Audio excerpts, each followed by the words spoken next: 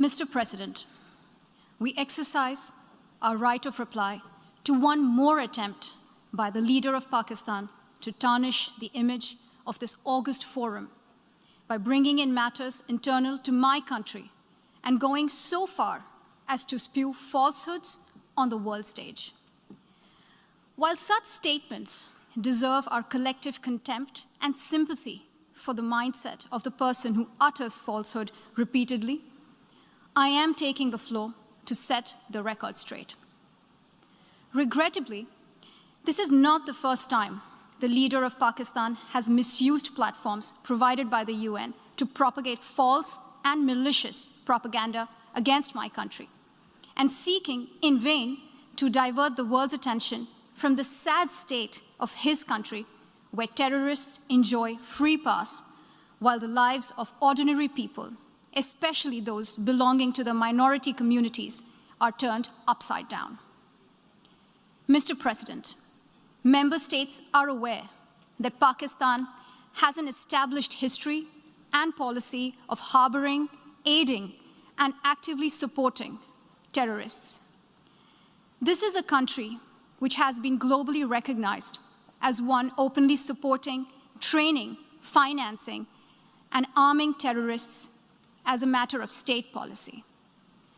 It holds the ignoble record of hosting the largest number of terrorists proscribed by the UN Security Council. Mr. President, we marked the solemn occasion of the 20th anniversary of the 9/11 terror attacks just a few days back. The world has not forgotten that the mastermind behind that dastardly event, Osama bin Laden, got shelter in Pakistan. Pakistan leadership continues to glorify him as a martyr. Regrettably, even today, we heard the leader of Pakistan trying to justify acts of terror. Such defense of terrorism is unacceptable in the modern world. We keep hearing that Pakistan is a victim of terrorism. This is the country which is an arsonist disguising itself as a firefighter. Pakistan nurtures terrorists in their backyard in the hope that they will only harm their neighbors. Our region, in fact, the entire world, has suffered because of their policies. On the other hand, they are trying to cover up sectarian violence in their country as acts of terror. Mr. President, this is also the country that still holds the despicable record in our region of having executed a religious and cultural genocide against the people of what is now Bangladesh. As we mark the 50th anniversary this year of that horrid event in history, there is not even an acknowledgement, much less accountability. Today, the minorities of Pakistan, the Sikhs, the Hindus, the Christians, live in constant fear and state-sponsored suppression of their rights. This is a regime where anti-Semitism is normalized by its leadership and even justified. Dissenting voices are muzzled daily, and enforced disappearances and extrajudicial killings are well documented. Mr. President, unlike Pakistan, India is a pluralistic democracy with a substantial population of minorities who have gone on to hold highest offices in the country, including as President, Prime Minister, Chief Justices, and Chiefs of Army Staff.